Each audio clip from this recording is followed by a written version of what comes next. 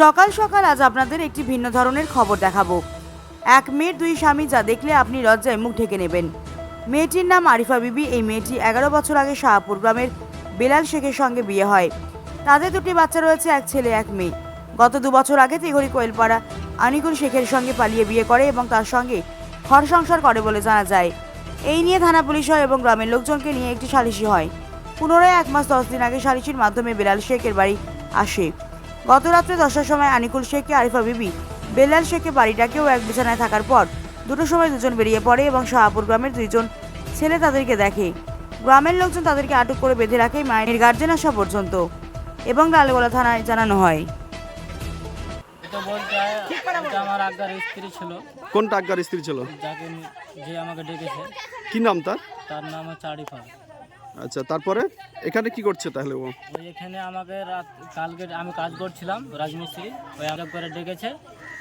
তারপরে দোকানে দেখা সাক্ষা হয়েছে, কসমেটিক দোকানে বললো যে রাত 10টা থেকে 10:30টার মধ্যে আমার ঘরে ঢুকবা, গেট খুলে রাখবো তোমার জন্য। আমি বললাম যে আচ্ছা ঠিক আছে। তারপরে একজনের দোকানে আমি সিগারেট নিয়েছি, ওই দোকানদারও বললো যে আমার দোকানে 9টা 9:30টার মধ্যে সিগারেট নিয়েছি। সে সিগারেট নেওয়ার পরে খাওয়া দাওয়ার পরে ওর রুমে গেছি 10টা কি 10:30টায় ঢুকেছি। এবার 2টা পর্যন্ত আর আমি একসঙ্গেই ছিলাম ঘুমিয়ে। তারপরে ওই বললো যে চলো এবার ফাঁকা হয়েছে রাস্তা। হ্যাঁ, আমার স্ত্রী আছে, আমি ডিভোর্স দিইনি ওকে। সেটা ওই জন্য আমি শ্বশুর বাড়ি ওকে পাঠালছিলাম, ওর বাবা মা এখানে 4 তারিখ পাঠিয়ে দিয়েছে বলে দিয়ে। এবার আমি শুনছি যে বলে আমি বলে ডিভোর্স দিয়েছি, হ্যান ত্যান করেছি, তারপরে এদের বিয়ে পড়ালছি ডুপ্লিকেট করে। এবার আমি তো ডিভোর্স দিইনি, আমার কোনো সহি টহি আমি কোনো জায়গায় করিনি। কেন? ওই যে রাস্তাতে দেখেছে অত রাত্রে, সোশ্যাল মিডিয়ার ইচ্ছা থাকলে আমার দুজনে কি করে। আনিকুল শেখ, বাড়ি তিঘড়ি কোয়েলপাড়া। জেকের আলী। আরেকবার বলুন। হ্যাঁ, জেকের আলী। কোথায় গেছো? ওর বাড়ি মথুরাপুর। ছিলে?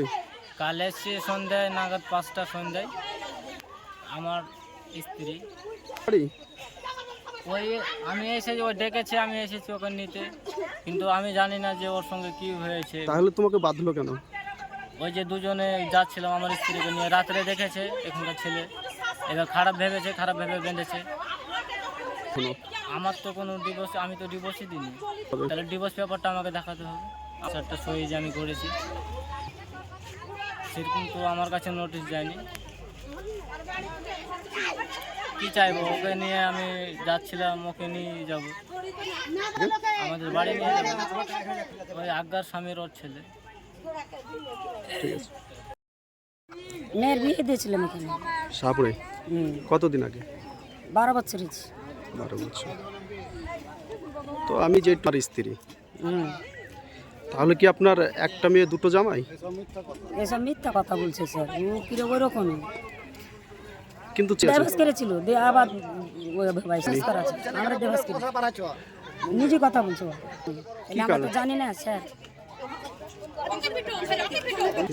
আমি চাচ্ছি যে এই ছেলে দুটো আমার জামাই, ছেলে দুটো থেকে যায়, ও আপনার উঠে যাইবে কি করবে সে দাবি অকল আমার নাই, আমি পেপারে সহি করে দেবো। কিন্তু আরেকটু শুনলাম যে আপনার এই জামাইয়ের সঙ্গে নাকি 2 বছর আগে বিয়ে হয়েছিল, আপনাদেরও একজন মানে তাতে স্বীকার করেছে। বিয়ে হয়েছে কি না হয়েছে আমি বলতে পারবো না, ওরাই জানে। 2 বছর পরে তো এখানে এসছে, এর আগেও তো এরকম ঘটনা ঘটেছে। এখন কি আপনি আপনার মেয়েকে বাড়ি নিয়ে যাচ্ছেন? না, বাড়ি নিয়ে যাবো না আমি। আপনার জামাইকে? হ্যাঁ, আপনার জামাইকে? আমি কাউকে নিব না। নাম কি? বেলাল হোসেন। তার বাড়ি কোথায়? বাড়ি তো শাহপুরে, থানা লালগোলা। আপনার বাড়ি কোথায়? আমার বাড়ি মথুরাপুর থানা সাগরদিঘি থানা। আপনার নাম? নাম মরণ বিবি। আপনার মেয়ের নাম? চেমালি খাতুন। আপনার স্বামীর নাম? আরশাদ আলী। এখন কোথায় এসেছেন? এখন শাহপুর এসছি।